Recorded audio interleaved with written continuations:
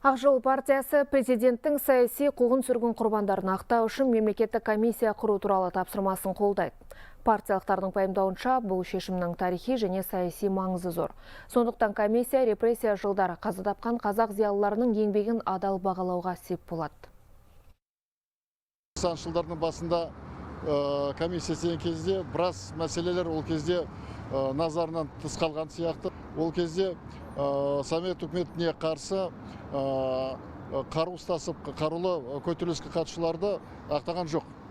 Ал тарихшылардың айтуынша 30 жылдары коммунистік тоталитарлық режиміне қарсы 260-тай қарулы көтеріліс пайда болды. Сол азаматтардың 100% деген ұлттық азаттық қозғалысқа қатысушылар, олар ол кезде жеке өз мүддесі үшін емес, бүкіл еліміздің бостандығы үшін, еліміздің азаттығы үшін атсалысқан, құрбандыққа ұшыраған азаматтар, олар әрине біз ақтауымыз, оларға адал баға беруіміз керек деп санаймыз.